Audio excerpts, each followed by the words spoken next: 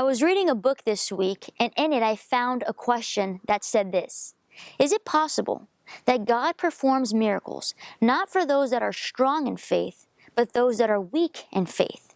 Now, this question got the wheels in my mind turning, and I was trying to answer biblically what God thinks about that question. And God led me to Daniel chapter 3.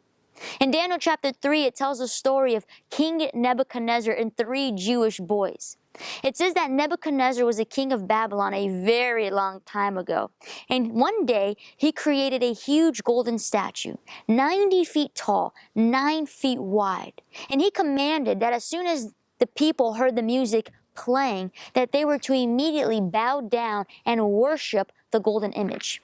Little did he know that there would be 3 boys, Shadrach, Meshach, and Abednego, who would be unwilling to prostrate themselves to the statue. Now, as soon as he heard of their disobedience, he commanded that they show up to his presence. And when he asked them what was the reason for their audacity, the boys responded, "King, we will neither bow down to your gods, lowercase g, nor will we worship your golden image." Nebuchadnezzar was furious, and he says, "Well, then you will be thrown into the midst of the fiery furnace."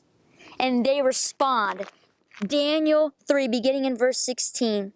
Shadrach, Meshach, and Abednego answered and said to the king, "O Nebuchadnezzar, we do not need to answer you in this matter. If this is the case, our God whom we serve is able to deliver us from the burning fiery furnace, and he will deliver us, O king. But if not, let it be known to you, O king, that we do not serve your gods, nor will we worship the golden image which you have set up." This was their response. God can save us. We believe that he can. But even if he doesn't, it doesn't matter. We will not bow down to your golden image. Nebuchadnezzar was furious. The expression of his face changed. And he said, "You know what? Make the fiery furnace 7 times hotter." He got his strongest soldiers, and it was so hot that the very soldiers who threw them into the fiery furnace, they were completely destroyed. The boys are standing now in the furnace, and Nebuchadnezzar looks, and I believe that he almost tried to clean his eyes because he wasn't believing the things he was seeing.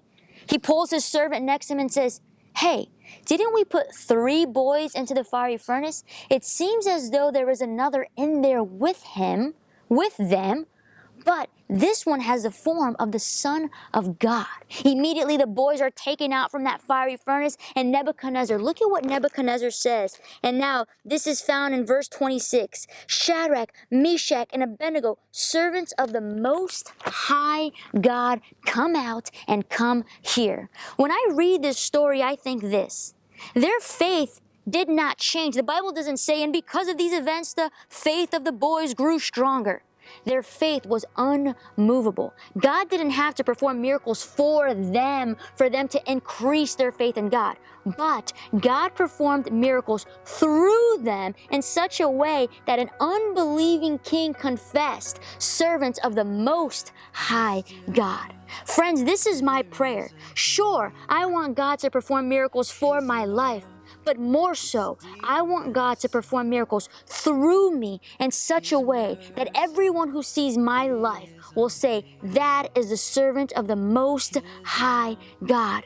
So it's true, God doesn't necessarily perform miracles for those that are strong in faith, but through those that are strong in faith, that he might touch the hearts of those that are weak in faith. I lift my head